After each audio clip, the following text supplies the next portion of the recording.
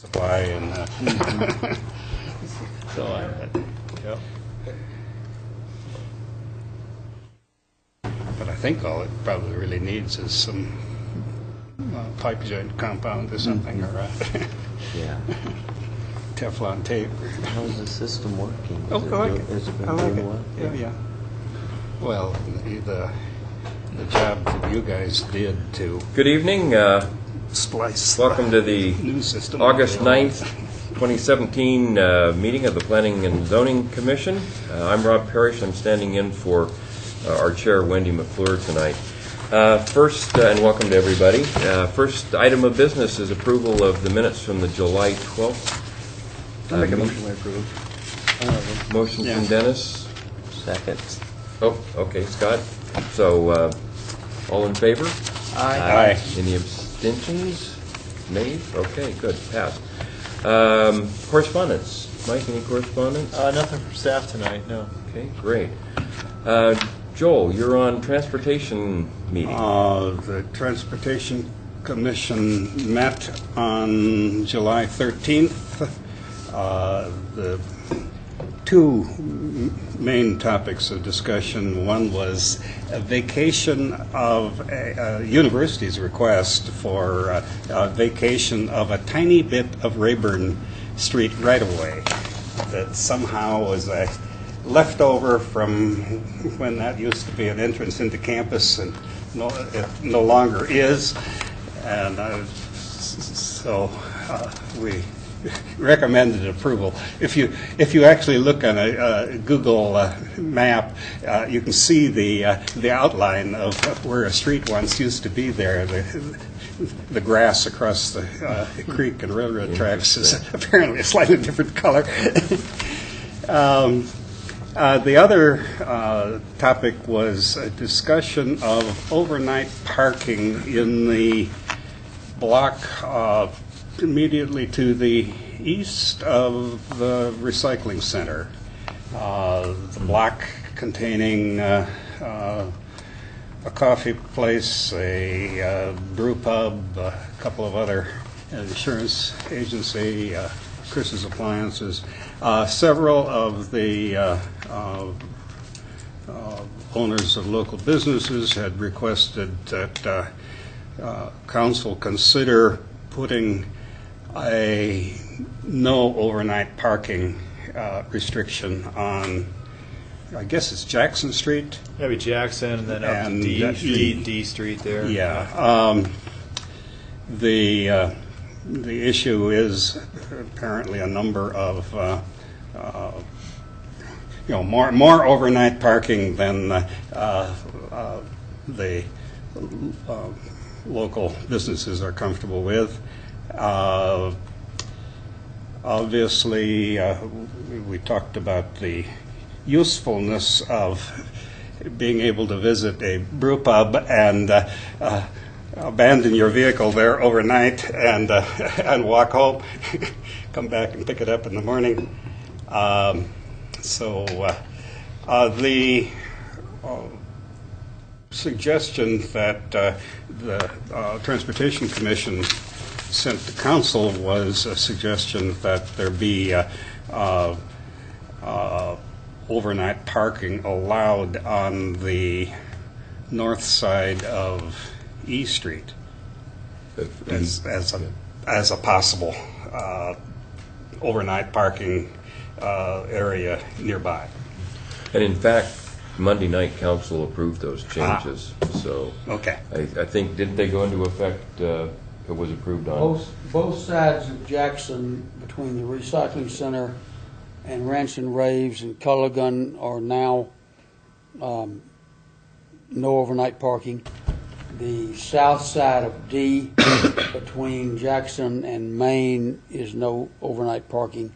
The north side remains allowing overnight parking, and the highway and the couplet are no parking anyway, so it's not applicable to those. Yeah. So those are the changes that the council adopted on Monday night. Yeah, so it's pretty much as It's commission. pretty much what we But recommended. I think we exactly followed Yeah. Transportation's recommendation. Right.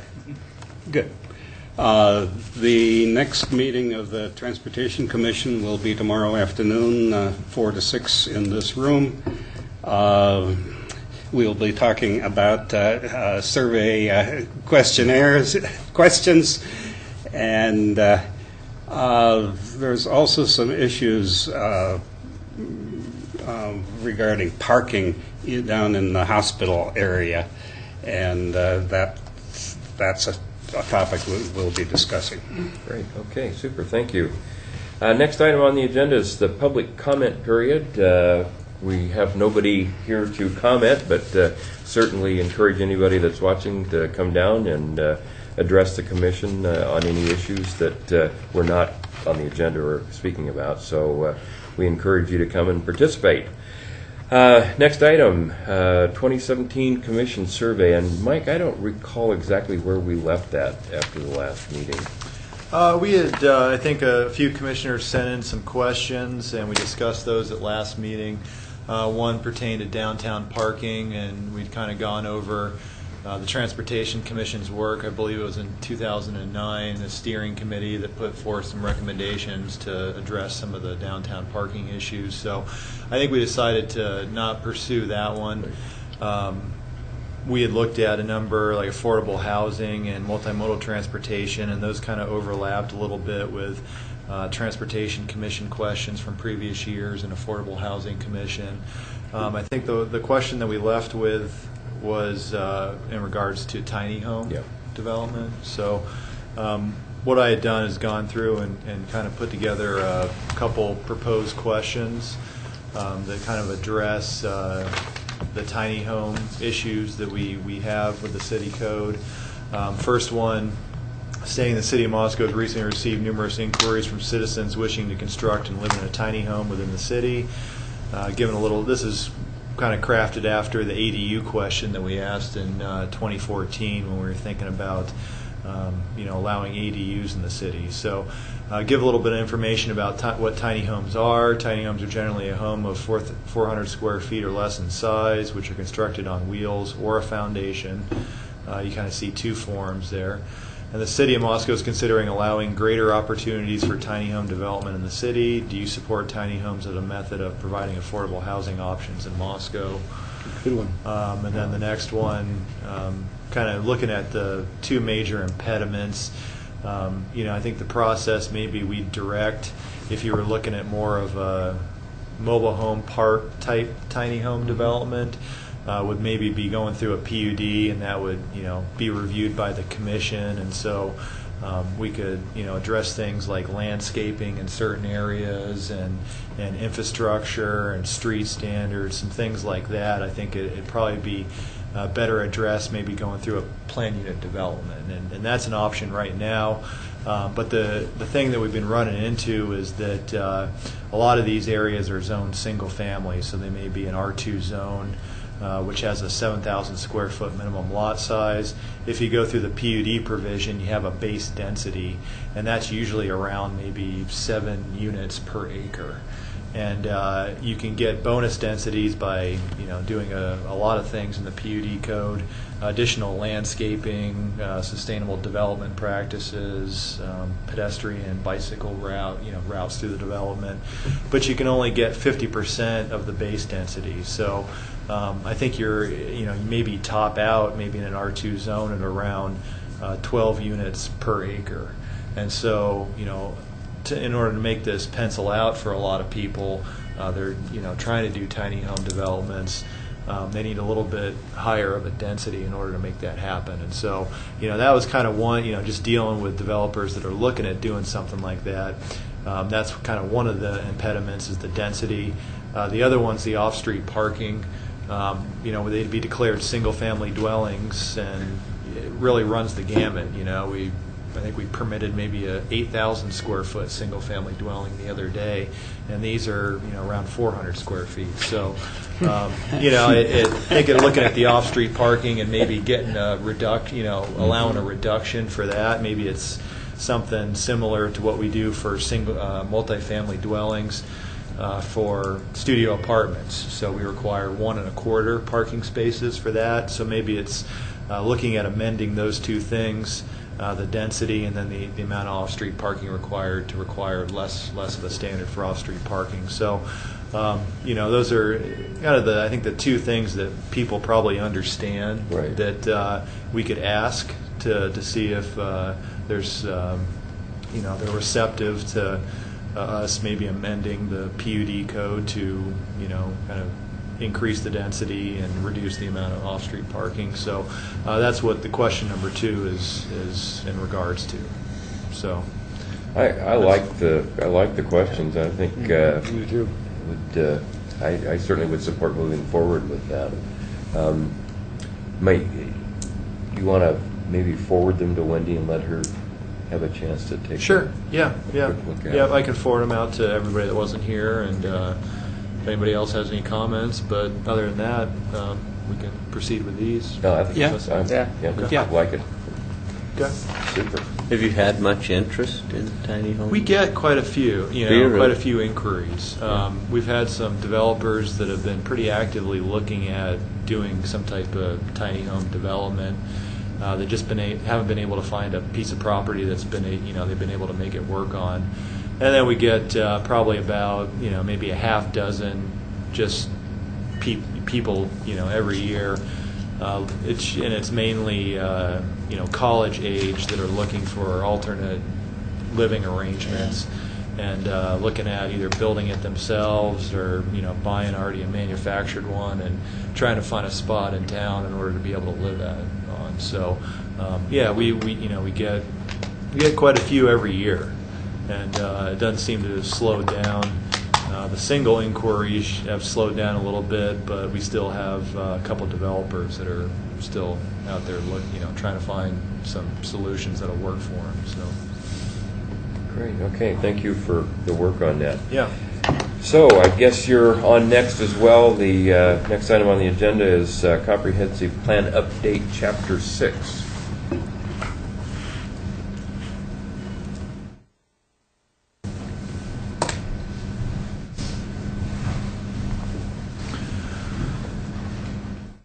So this is, I think we're going to talk about Chapter 6, which is economic development. Last meeting we had Les here to talk about Chapter 3, which is our multimodal chapter, and he spent quite a bit of time talking about the classifications at D, 3rd, and 6th Streets.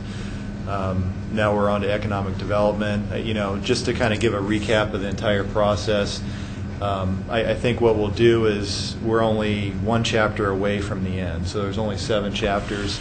There are some things that we still need to change going through the early chapters. It's mainly 2, 3, and 4. So I figured what we do is go all the way through the comp plan. I think we'll probably finish it at the next meeting with the last chapter, and then maybe tackle maybe 2, 3 chapters at a time. So the next meeting after that, go through chapters 1 through 3.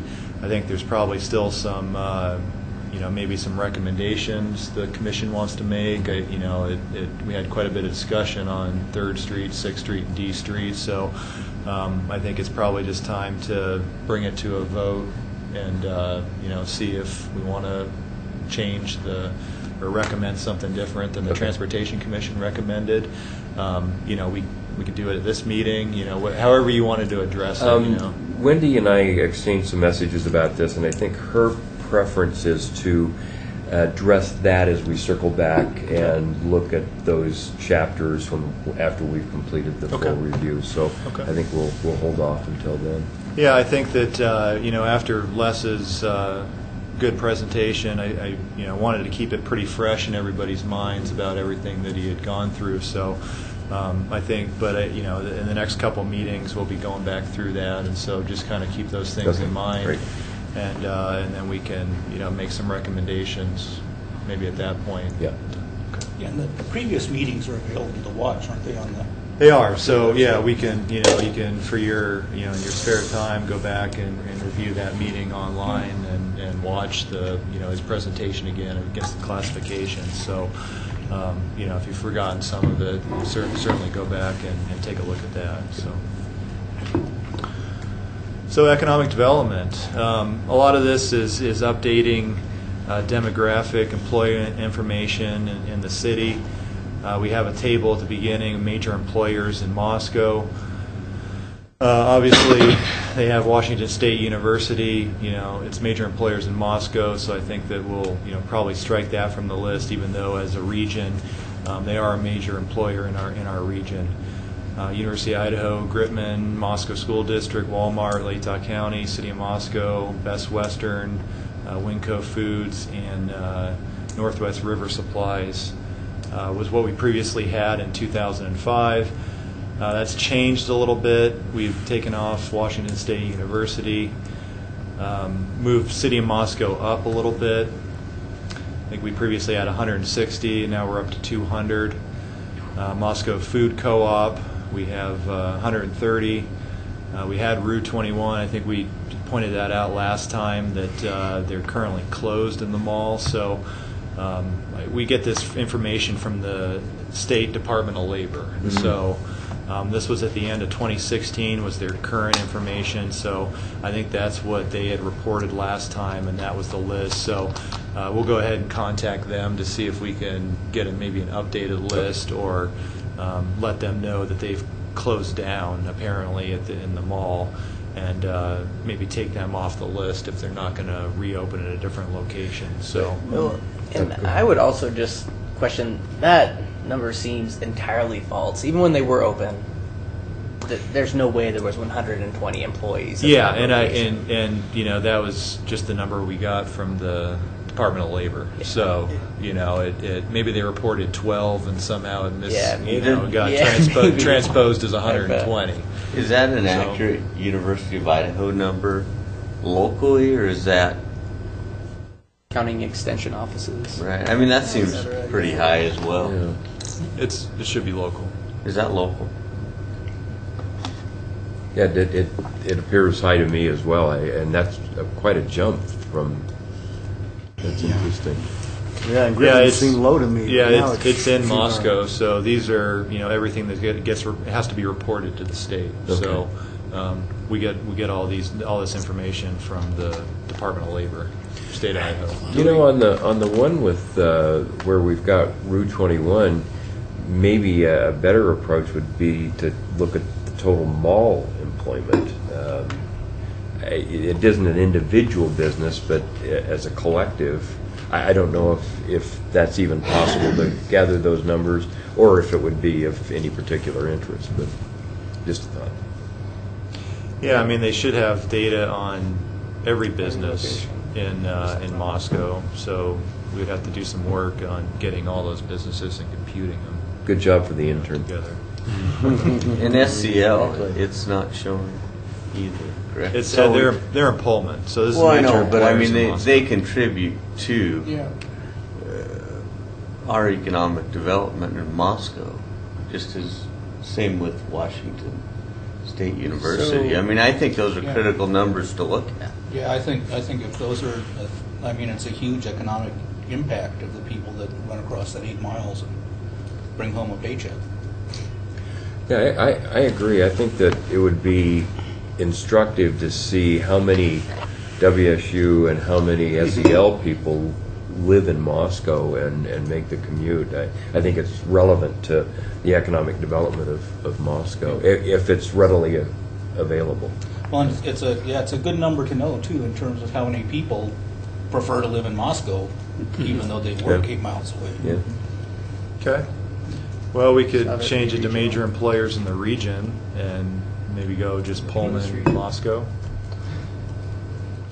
Do you think we could find out the number of SEL or WSU employees that live in Moscow? Or? And pay state taxes, though. I don't know. That might be I don't think we'd be able to do that. The only way, wouldn't it?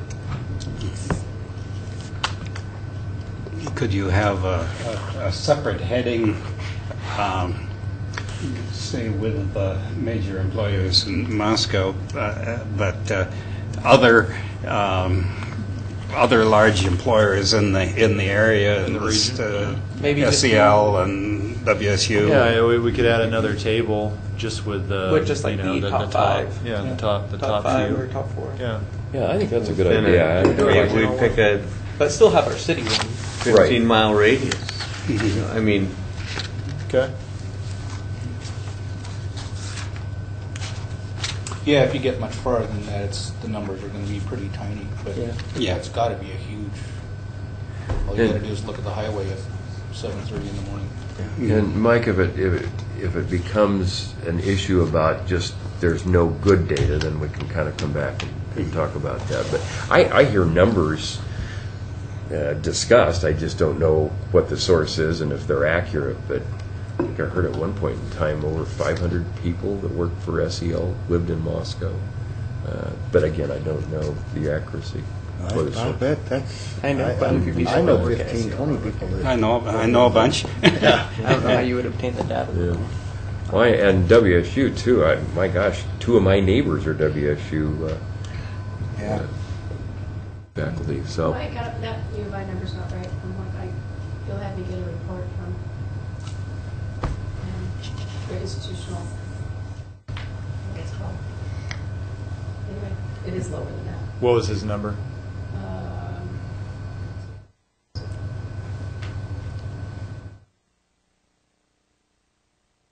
1997.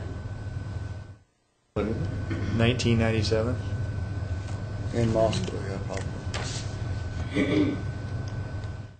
So I've used the Department of Labor numbers for a lot of the projects we did during graduate school, and their numbers were always different than like the national census numbers, even different branches like the Department of Commerce, things like that. It's really hard to find consistency. Yeah. Yeah. I think wherever you go, they're Significantly going lower to. Yeah, than but that's Yeah. quite a. Yeah. I don't know. Because at the time I asked him about the difference from the 3,000 number, Uh-huh. and he said, yeah, they probably lost that many, so like a third. Wow. yeah, wow, it's right. Okay, so we'll correct that and then add the regional employers, maybe Great. the top 5 of that, and then can bring that one back. Just looking at the top 5 industries, we'd be updating this section. So, they go through changes in what they call the industries. So these are primarily changes from state and local government, changing that industry type to government and government enterprises. So that includes the University of Idaho. Retail, food and lodging has changed from food and lodging to accommodation and food services. So that's kind of the major change there. Looking at those top 5 sectors, you have 14,089 jobs in 2015, so that's up by about 83 from 2008. And then looking at the earnings per worker, the top 5 industries, more than 20 employees, are wholesale trade, government, manufacturing, healthcare, social services, and finance and insurance. Growth from 2011 to 2015, the top industries were educational services, retail trade, construction, accommodation and food service, and professional, scientific, and technical services. And then combined, those industries added 2,926 jobs to the Moscow economy. I think that should be 926 jobs from 2011 to 2015. So we had a project in there before to add 2,008 jobs by 2017, and then instead of projecting, we just did what happened from 2011 to 2015, and the increase in 926. I'd be updating the employment and income for the area. So we have what they had previously shown was university and medical sectors, and then all other sectors. Well, it doesn't really give you a snapshot or a breakdown of a lot of the other sectors. So we'll end up replacing these pie charts with a little bit more information contained in those. So you have the wages here. University was about 36%, medical was at 8%, and then all other was 56%. We've got the wages here, so Latah County non-farm wages. Other industries, 20.7. We've got the government enterprises, so that included the university. That was 51.5% there. And then healthcare, you see this small piece there, it's about 9.3. So you do see an increase in the medical sector over the years. And then employment by industry, looking at the jobs. So 26% was university and government, 7 was medical, and then all other was 67. So looking at the updated chart, we've got 32%, which is university and government, which has increased from 2009. Retail trades, 12.1%. Healthcare is about 8.6%, up from the 8% that we had, or the 7% that we had shown before, and then all other industries 31.2%. So I'll just be updating those charts with those other ones on the right there. I wonder if it'd be worth doing to asterisk the government and government services, or parentheses, and put it includes the University of Idaho. I mean, Or maybe just have a footnote. Yeah. Yeah, we can. I think we, say it in the paragraph before. Yeah. But yeah, we can. I think they have a disclaimer here at the bottom, so we can work that in.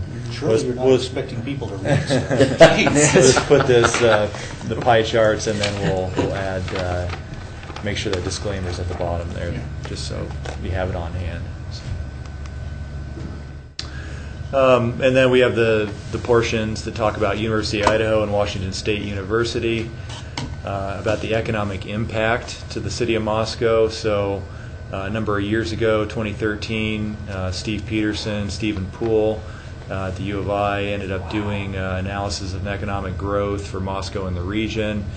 One of their conclusions that approximately 50% of the local economy is supported by the University of Idaho for all sources of spending. And then they quantified the amount of spending that every student at the U of I creates. 57,400 in sales, 31,000 in wage and salary earnings, and 3/4 job in the community in the long run. Yep. So, those findings were that U of I obviously has a significant impact on our local economy. So the last 10 years, pulls $57 million out of the economy.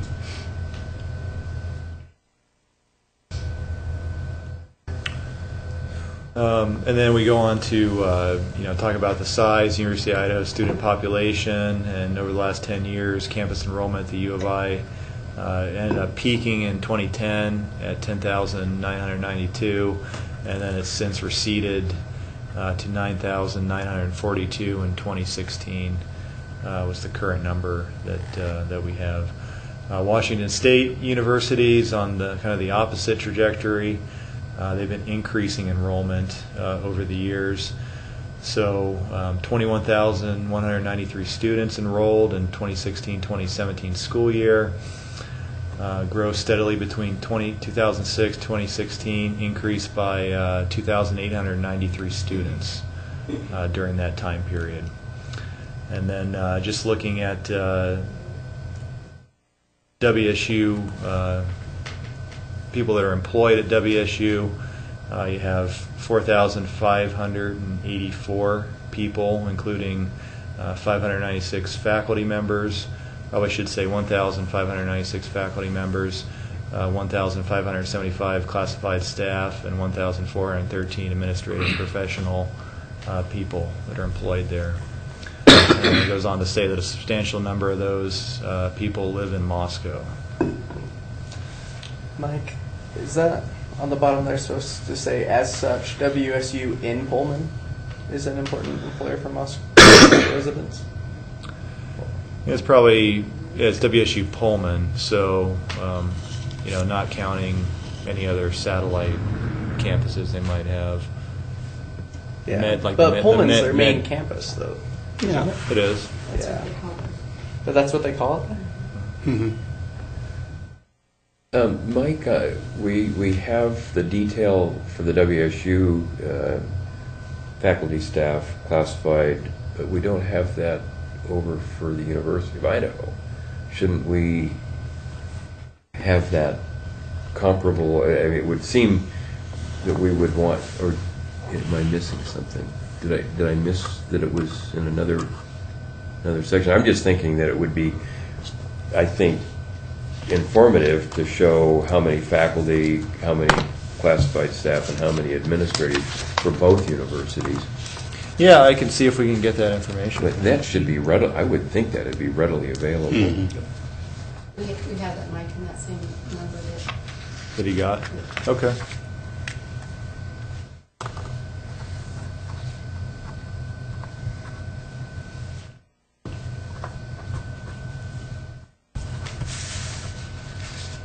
Okay. Anything else? That's good. And then looking at, we have a chart here that shows just really enrollment for WSU U of I, and we'd be updating that with a new chart. Figure we'd go with more of a gold U of I and a maroon Washington State instead of the green and yellow that they had for this chart. So just updating that with enrollment. So you can see the trend peaked in 2010 for U of I, and then it's slowly declined in the preceding years there. And then looking at WSU, they're on a steady incline. So just be updating that chart within the document. And then providing some more information about Gritman here. There's been quite a bit of activity between 2009 and now as far as Gritman expanding. So providing just a lot of information about the institution, providing a 25-bed full-service hospital facility to city residents. Gritman's an important part of the economy. And then noting $25.8 million in wages and salaries in 2016, and then another $6.2 million in benefits. Average hourly wage at Gritman's $32.60, with an additional 24% of that value provided in benefits. And then just giving some numbers about the full-time equivalent positions, where they have 380, employing approximately 501 people. Approximately 279 full-time employees and 222 part-time employees. And then looking at their satellite offices, so they have 3 rural clinics located in unincorporated areas, a large number of doctors' offices of all types. They have the Palouse Surgery Center on West A Street, so the medical office building in Moscow in 2004, which provides outpatient surgical services. And then 2016, Gritman constructed the addition, 54,000 medical office building, which is directly to the west of the hospital on Main Street, which houses the Chaz Health Clinic on the bottom floor.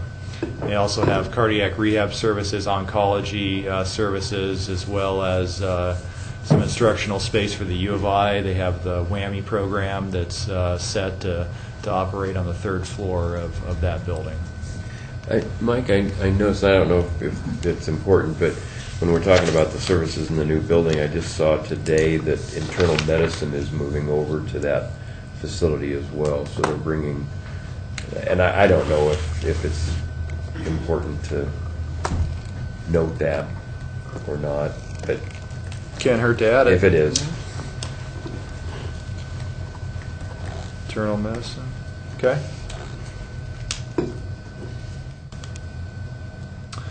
And then just looking at the major employment sectors and just updating the information. So we've got the manufacturing sector.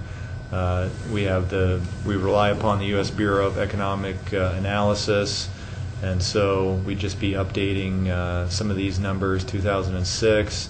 421 people worked in Lake Tahoe County's manufacturing sector. They have an average wage of about $38,900, and then comparing that to 2015, the employment sector grew by about 478 people who earn an average wage of $42,136. So, a difference of about 4,000 in average wages over that time. Agriculture obviously is an important industry in this area. You have some, I think we saw a decrease slightly just because of the number of farms are consolidated or being developed or disappearing, and so we do have a little bit of a reduction in the agriculture industry. So we had 1,104 in 2007 to 1,053 in 2012, and 60.5% of the total land area in Latah County was used for agriculture in 2012. So just updating those. U.S. Bureau of Economic Analysis estimates the average of 1,123 people were employed in agriculture in Latah County in 2015. Agricultural employment peaked in 2011. And in 2015, there was 26 firms in Latah County. That was down from 2003, where there were 33.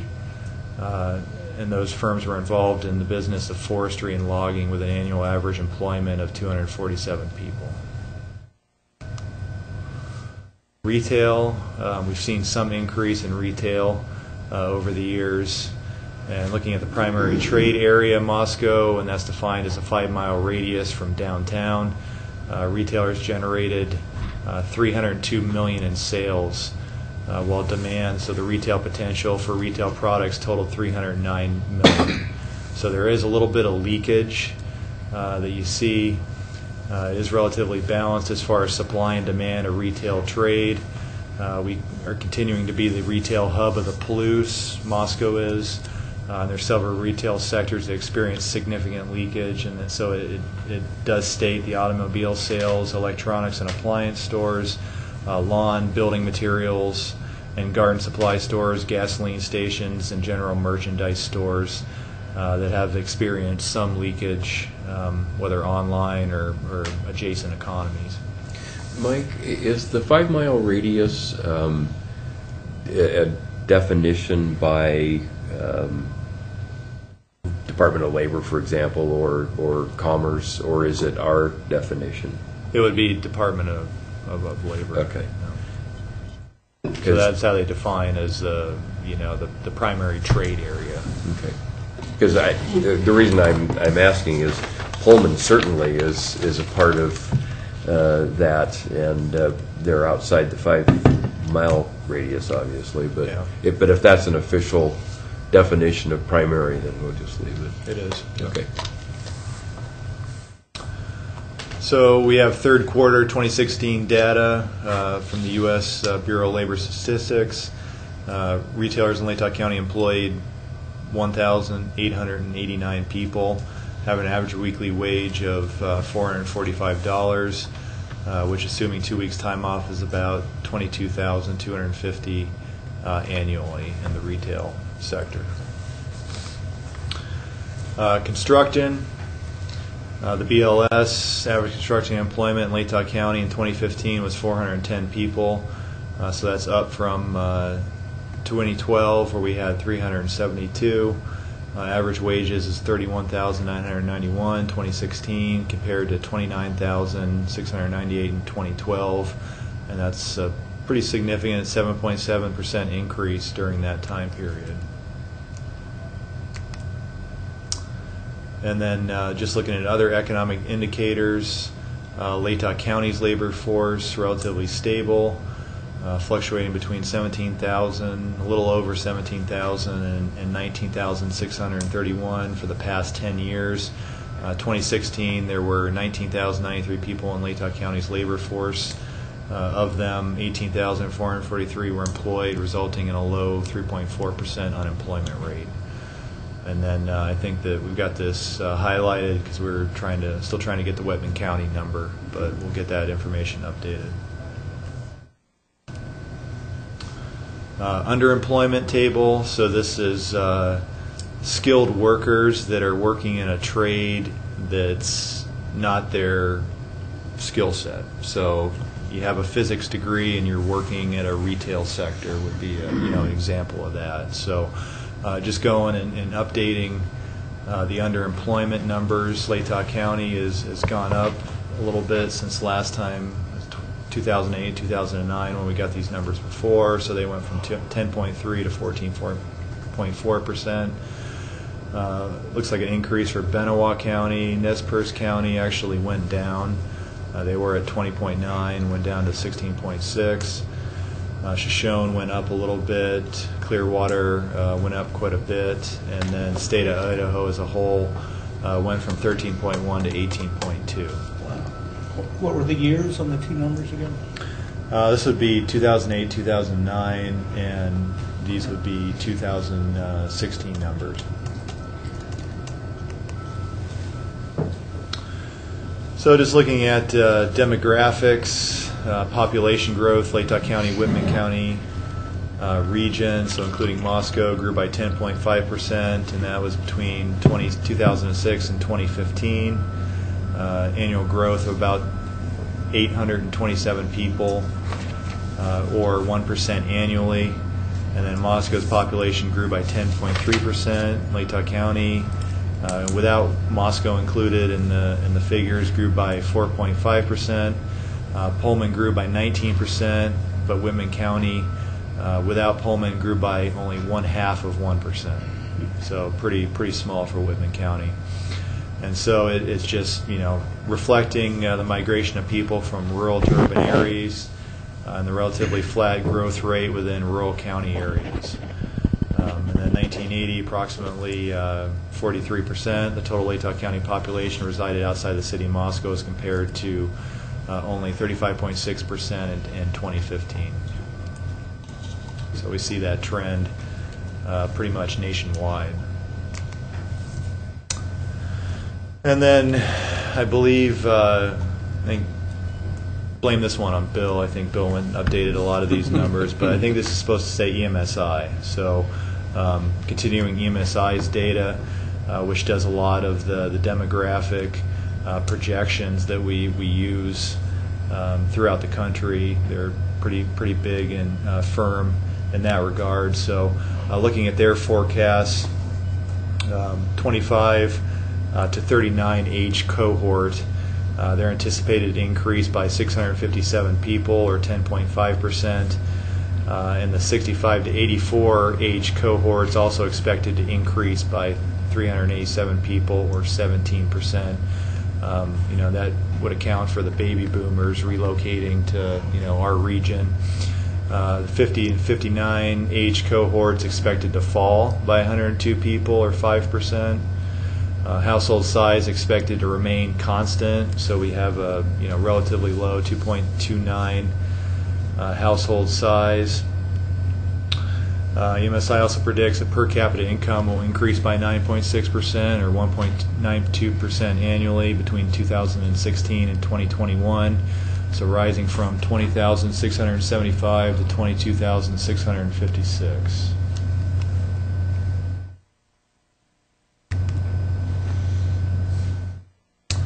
And then looking at a lot of these compatible target industries, arts, entertainment, and recreation. Employment in the arts, entertainment, and recreation grew by 97 jobs, 27% between 2006 and 2015, and now represents 2.1% of the total part-time, full-time jobs in Latah County. Looking at professional, scientific, and technical services, so it's previously called just engineering.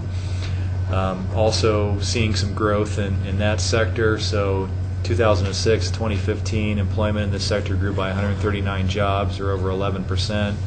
Now represents 6.4% of all jobs in Latah County. We have average annual wages of $40,417 in 2015. Healthcare field, we saw via the pie charts that is increasing, and it represents a large sector, large percent of our economy here. So 2006-2015 grew by 100 jobs, or 24.1%. We have average annual wages of $33,000.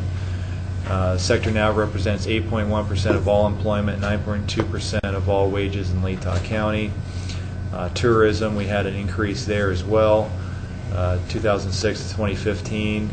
The accommodation and food services sector employment grew by 36 jobs, or 1.9%. So we now represent 8.9% of all jobs, 4.6% of all wages in Latah County.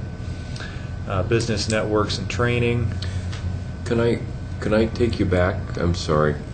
At the end of 6.5.5, it talks about the business technology incubator, which no longer exists as a incubator, so that probably needs to come out of there. So one great example of collaboration, which is true, it was a great example, but it's just no longer in operation as an incubator. So I'm thinking that that paragraph may just need to come out of there.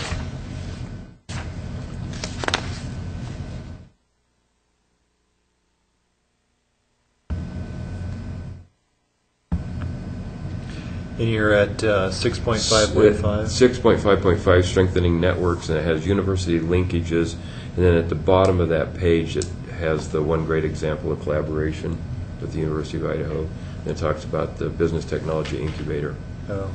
Yeah, I think we proposed to strike that out Oh, of there. okay, So, yeah, in the copy. So we've Okay, got that, so we've my got that copy- entire, yeah, we've okay. got that entire paragraph Super. struck. Okay, So great. we'll just propose to, eliminate that since it's Okay. not in existence anymore. And you did the same thing continuing on down with the Latah Economic Development Council. Uh-huh. That's out as Yep, well. Okay, yep, great. Super.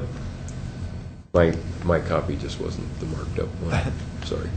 So this is, where we'll strike LEDC, so just updating that with the new economic development player in town, the Partnership for Economic Prosperity, or PEP, dedicated to bringing business, so we have a kind of a mission statement, bringing business, government, education, and community leadership together for the purpose of strengthening the Latah County economy through the retention and expansion of existing business and industry, the attraction and recruitment of new businesses, and the continuing diversification of Latah County's economic base. And then we've got the still in existence Palouse Knowledge Corridor.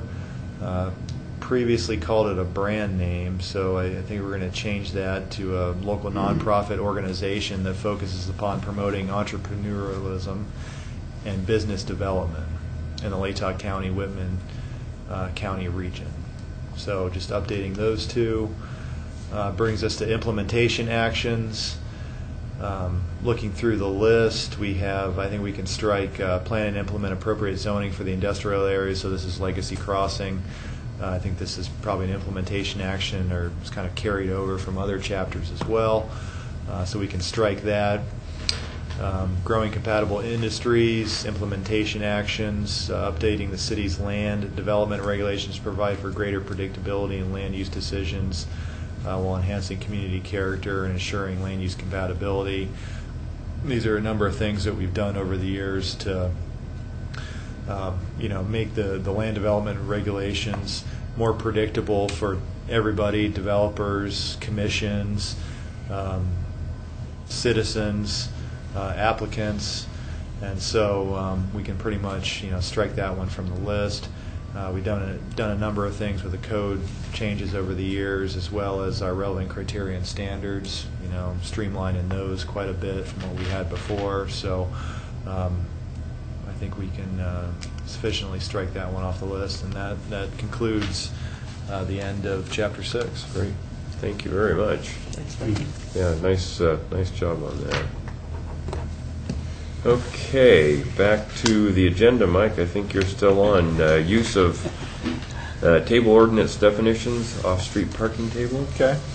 So I think we're pretty much done with the definitions. So I think I passed that out maybe the meeting after last. We talked about a couple things there. Setback requirements was one thing that we changed. Accessory structures. We had that conflict between accessory buildings, accessory structures.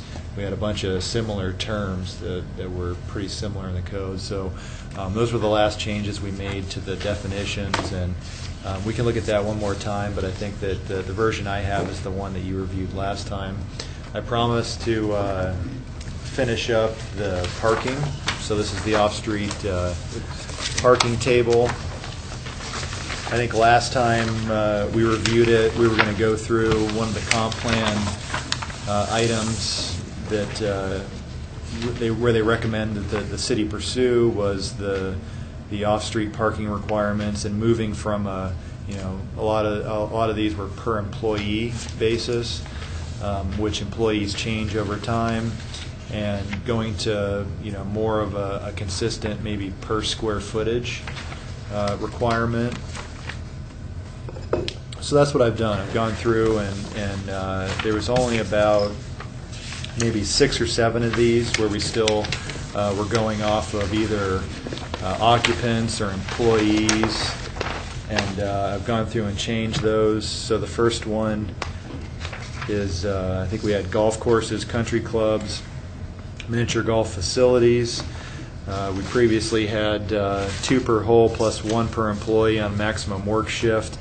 We've gone through, and this is on page 1, about in the mid portion under amusement and recreation facilities, so golf courses, country clubs, and miniature golf. So we've gone through and accounted for maybe the employees that are there and just said 4 per hole. And so it's increased from 2 per hole plus 1 per employee on maximum work shift to get the get the employee calculation out of there, and just go off of a standard however many holes you have at the golf course is the number of off-street parking spaces that you have. So simplified that one. We had child care services, so this is kind of daycare facilities. This is at the under public institutional, so still in the middle of page 2. So there's 4 different categories of child care services. We've got family, groups, small and large. And the distinction between all of these is the number of children in the facility. So it previously read 1.25 per employee or staff member. And that really is more of a fluctuating number, because depending upon the way the state daycare regulations work, it all depends on the ages of the children you have enrolled. This will depend on the number of staff members. So one year you could have a lot of younger children enrolled, which would require a greater number of staff members. The next year you could have the opposite, a lot more older children. And so the staff, the employee or staff member numbers are always changing from year to year. So what we proposed, we looked at a couple other jurisdictions, and I think that it was maybe Coeur d'Alene that made the most sense. We just figured we'd go, keep it simple. If it's a family, so 5 or fewer children, 2 per child care facility. Group 6 to 12 just require 2 as well. But we have these loading zone requirements, and just wanted to include a citation just to let everybody know that there are additional requirements for loading zone that are different than off-street parking. Small 13 to 20, so we'd be proposing 3 per facility, plus the loading zone requirements that we have. And then large 21 or more, 4 per facility, plus the loading zone requirements. So figure instead of the calculation, we just keep it simple and have a pretty static number of the number of off-street parking spaces per facility. So, Mike, does this include for in-home daycares? It seems like the family, 5 or fewer, 2 per child. If you're watching 4 kids, do you really need 8 parking spots? yeah, it does include that, but usually maybe if they have it in their house, they've got 2 spots in their driveway. Sure. So that would satisfy that requirement. Yeah, it's So- two per facility, not 2 per child. Right. Well, it says 2 per child. Oh, child care facility. All right, gotcha. Yeah. I just saw the 2 per child and thought, wow, that's kind of crazy. Kids aren't driving yet. You're doing daycare. That's the Motley and Motley Relief Act. Do that. Yeah, and we don't require loading zones for family daycares. So, most of those are in-home daycares. So, yeah, it would just be 2, and they satisfy that with the driveway, because they're required to have 2 anyway in the driveway. So, Scott, we may need to relook at that, though, when autonomous cars come online. Yeah. You load the kids in the car and they drive themselves to the... Definitely. And then looking at educational services. So right now we've got kindergarten, elementary, and middle schools. We have 1 per employee is the requirement we have. What we're proposing to do is just say 2 spaces per classroom, and 1 for every 8 seats in largest assembly area. So if they have a large auditorium, where we run into this a lot is after school activities where they have concerts and things like that, activities like that, then usually there's a big impact on off-street parking. And so that, making it consistent, so not instead of going away from the number of teachers or employees to more just 2 per classroom. High schools, right now we have 1 per employee plus 1 per 8 students. What we're proposing to do would be to go to just 5 spaces per classroom and then carrying over the 1 for every 8 seats in the largest assembly area. Have you tried running these numbers, like comparing what the high school is required to do now, sort of modeling it with an existing facility to see how big a change it is? We haven't, but we can, I think, maybe Logos. It'd be probably pretty easy to do that since that one hasn't been built yet, and they just, the plans have been approved under the previous calculation. But I could give you an example of that. Moscow High School is a little bit different story because they got a variance a number of years ago for their off-street parking, so they don't have near what would be required previously under the code. But I could certainly do that calculation and bring that back. Yeah, it'd be interesting to see.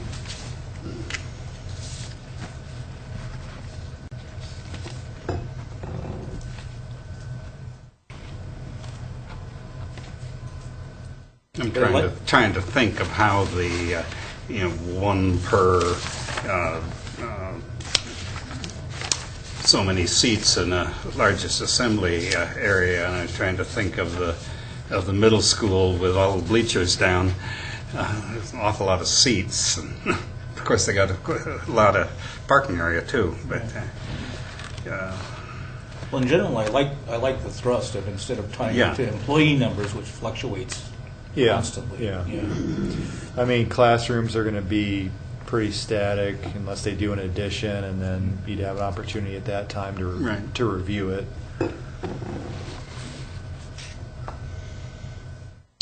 The next change is storage services, so self-storage facilities, and that's on the last page. So, really no need to have any type of parking if there's no office there. So if it's just a self-storage facility, doing a review of some other jurisdictions, they still required parking, but I don't see any reason why we should be providing off-street parking if it's just a self-storage facility. So we just have 1 per 300 square feet of sales or office area. So usually the offices that are within maybe a self-storage facility are only about the size of one of the storage units themselves. So that they'd be probably looking at 1, possibly 2, depending upon the size of the facility. So that's what we'd be proposing to do for self-storage. Warehouse wholesale uses, looking at 1 per 2,000 square feet, and that was pretty liberal. I mean, some of the other jurisdictions were 1 per 500 square feet. You look at maybe a 100,000 square foot warehouse, that'd be 50 spaces. So you think about, maybe NRS expands and they have a giant warehouse, and Walmart has a giant distribution facility that's more of a wholesaler, and it's really just the employees that you're trying to accommodate. There's no on-site customer service. So I think we can keep that number pretty high and require probably a little bit less parking out of those uses. So 1 per 2,000 is a number that felt pretty good when we were looking at the size of a lot of the warehouse buildings and probably the number of employees that they're likely to have. And we looked at some warehouses around the area. I think NRS is one we looked at, and just the amount of employees.